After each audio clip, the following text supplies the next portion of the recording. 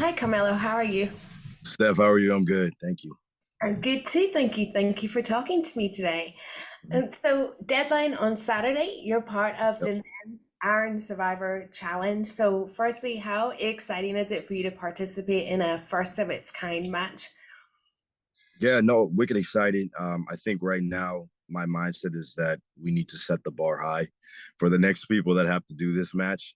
Just because there is, no outline or blueprint of this match. So we're all going into it with the expectation that we're going to be the ones to set the bar.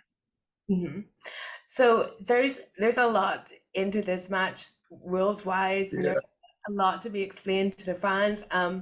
Were you like, what was your initial reaction, kind of getting your head around it? And when you did, what did you think? Uh, I read the rules two or three times. Uh, I got it now. I understand what it is now. I think it was more or less like the penalty box thing. I was, a little bit confusing, but 25 minutes, 5 minutes, each person comes out. And then from that point on, it's, balls to the wall until whoever gets the most falls. And then, you don't want to get pinned because then you lose 90 seconds of that match and 90 seconds of opportunity to get covered. So it's gonna be a rat race, I think, but I think we got the right guys in it that are capable. hmm WWE, they have created some like iconic matches that we see Elimination Chamber, and how what NXT has itself done with War Games that we saw in Survivor Series. Yeah, Um, what do you think, like, not just as a wrestler, but as a fan too, goes into creating an iconic match like that? yeah. This feels like a hybrid of like a bunch of matches, right? This kind of feels like elimination chamber. Kind of feels like war games. Kind of feels like Iron Man match. I think the biggest thing with this is the time limit.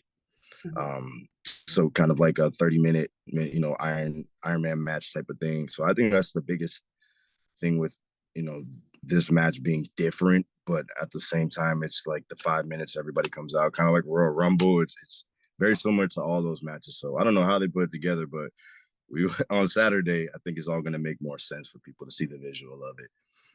Definitely. You're in there with some great talent. Got JD Yeah. McDonald, Grayson Waller, Joe Gacy, and Axiom being at it the other night. How much have you seen the talent pool really increase just even in the past couple of months in NXT? Yeah, see, the talent's always been good at NXT. When I first got here, it was still black and gold. So, there was the bar was really, really high when I got here.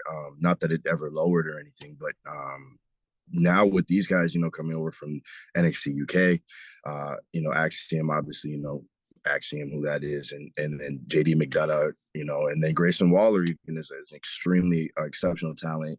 Joe Gacy, extremely exceptional talent. So I mean, these guys in this match is probably the best of the best that we have in NXT right now. So it's just exciting to be able to work with the best of the best. Mhm. If you win, you'll challenge Braun Breaker or Apollo Crews. But if it's Braun, he's been such a great NXT champion. So, how much would it excite you to work a full program with him? Yeah, I feel like there's not a day that goes by that I don't hear, oh, Braun versus Melo, Yeah. uh, dethrone Braun Breaker. So, I mean, it's something that is on the horizon. I hope Braun does retain. I feel like it's poetic justice for me to go up against Braun wherever, whenever. Just as, people want to talk about 1A, 1B a lot of times with NXT. And I feel like respectfully, Braun and I have been, carrying that. When I had that North American Championship, I stated that claim that I was the A champion. I really didn't care if he felt any type of way about it. I still don't care if he feels a type of way about it. And I think, we need to put that to the test. So I think it's only right that him and I do have that match. So NXT is somewhere where we can really see guys have a slow build up, but I mean, not you. Like you came in a really big way, and then early on you had a match with Adam Cole. So what was it like just being thrown in the deep end like that? I asked for it. Yeah. In a lot of ways, I asked for it. And I didn't expect that they were going to give it to me. Mhm. Told the story a bunch of times, but they had put me in there with Kushida in my very first match for the Cruiserweight Championship. And after the match, I had just mentioned to Shawn, I said, like obviously it was, Shawn and Hunter. And I said, thank you so much. But like, I want to be a top guy. I don't know what it's going to take, but I'm here to attain that. And I think it was a conversation along the lines of like, yeah, we see that for you, but like, hey, like, pump your brakes a little bit. And I was off TV, I think, for 2 or 3 weeks, and then the next match I had was Adam Cole. And I think that was if you really want it, let's see if he's really the guy. And I felt like I proved myself in that match, and that's what really gave them, the trust in me to give me the ball that they did. So Yeah. yeah, it was very exciting. Yeah, for sure. That's really interesting that you like put yourself out there and asked for it. And you must be when you're in the performance center in like a class of people who all are like starting the same position as you, but you had that in you to go forward and ask like Yeah. how is it working with other like classmates say like that, and how do they kind of react when you get something as big as that because you just put yourself out there? I always feel like your talent can take you far, but a Mhm. lot of times your mindset can take you so much farther. And my mindset, even before like I got to WWE, was that like I belong here. I'm not gonna walk around like I'm happy to be here. Yeah. I have a lot to offer to this company. And that's how I felt. That was always my mindset. And I felt like I knew my potential before they saw my potential. So I just think it has a lot to do with like believing in yourself and betting on yourself. And I was truly betting on myself. I had the confidence that I wasn't gonna let them down. But how would I know if I wasn't given the opportunity? So it was like, hey, give me the ball. If I drop it, I drop it. But I had no intentions of dropping it. And as far as like my classmates go, I mean, we're all given the same, platform and opportunity. Like if you want to speak up and speak up, but I'm not waiting for an opportunity. I'm going to take it. Well, you obviously have like the confidence, you asked for that, and then you really get like crowned by winning the breakout tournament. So, kind of having that confidence in yourself, but then actually getting the label that you are the breakout star of NXT. What was it like carrying that, and the expectation? It's wild when we talk about it now because back then it was just get to the next thing. You know what I mean? Like you're not really living in that moment because it's just like you just want to do good every time. And I was still learning. Believe it or not, like even though I did have experience on the indies, like coming to the WWE was a completely different experience. Like TV, I'd never done TV before. So I was, I think, 4 or 5 matches in when I won the breakout tournament on TV. So I was still learning how to adjust. So it wasn't really, I couldn't really even sit and like, wow, this is great. This is awesome. It was more like, okay, like show why they gave you, continue to prove why you deserve this thing. And of course, you have people looking at me like we talked about with like your classmates looking at me like, why him?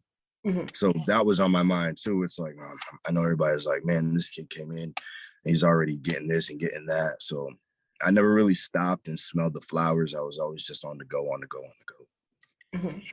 Are you able to like now, like kind of take things a little bit slower because you've accomplished so much? Or are you still racing for? Mm, no, no, no. I mean, yeah, I'm focused. But I think after losing the championship, a little bit of weight off of my shoulders. Because of the fact, not everybody's chasing you now. Not all eyes are on you now. Not expectations are not as high of you now, even though I hold a high expectation for myself always.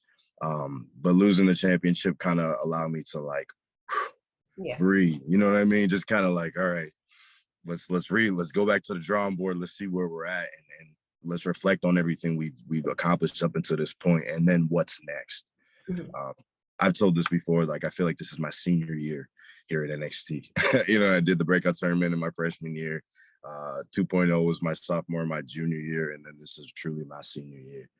So So you saying it's your senior year, but like you are one of the guys, if not the guy that fans clamor for the most to go to the main roster.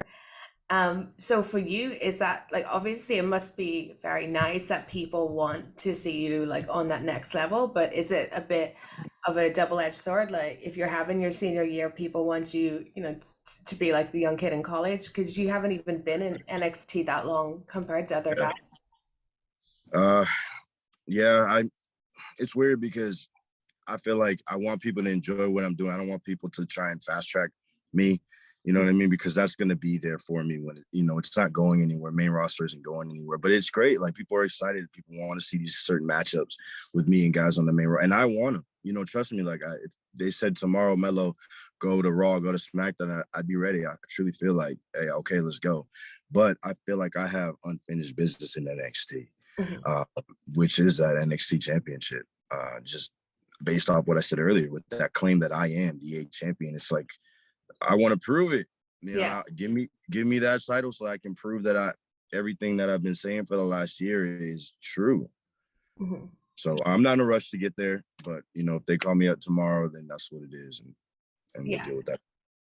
How much is the main roster move like discussed between not just yourself but like talent and the higher ups like Shawn Michaels? And if you really felt like you had done everything, would you feel able to approach and say like it's my time to go? I just stay focused on like what's coming up with like what's going on here.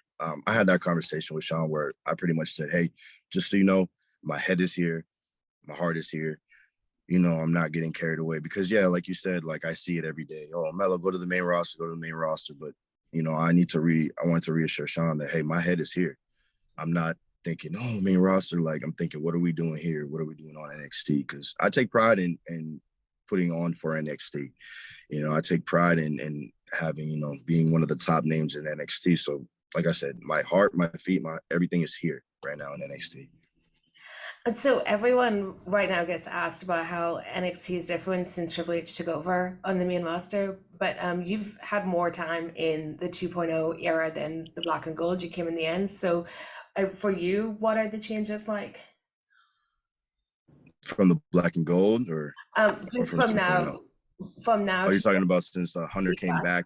yeah, yeah, Oh, oh, since he came back, it's pretty much very similar. The best part about it is Hunter and Shawn, since obviously they're very close. There's a lot of communication between the two. yeah, So and I think it has a lot to do with Shawn can pretty much do whatever he wants, right? yeah, It's in his Hunter, So I don't think anything's really changed. If anything that's changed has been for the better a little bit, maybe a little bit more breathing room. mhm, But it's always been great. Like I don't notice really any difference here. Like we're still working just as hard.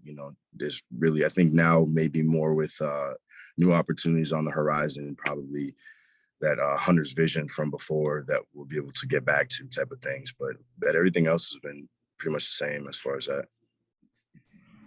I can imagine that you grew up watching Shawn like we all did. Right. What is he like as a coach compared to your expectations of what he would be like? When I first really talked to him, he had mentioned to me, he said, look, I want what I have for all of you.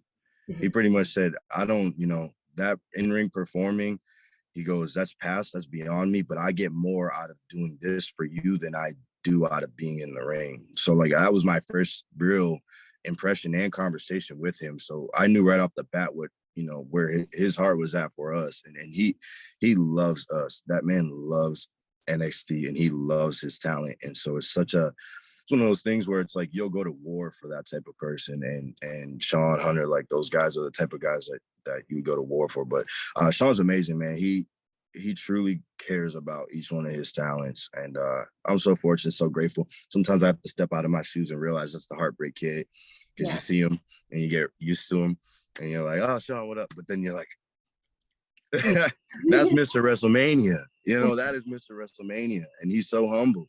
You wouldn't know. So, but yeah, it's a blessing. It's truly, truly a blessing. And finally, there's been talk and basically confirmation that William Regal is coming back to WWE. For in NXT, what's the kind of feeling with that? Because he was so integral to the brand. And what are your expectations for what he can do on his return?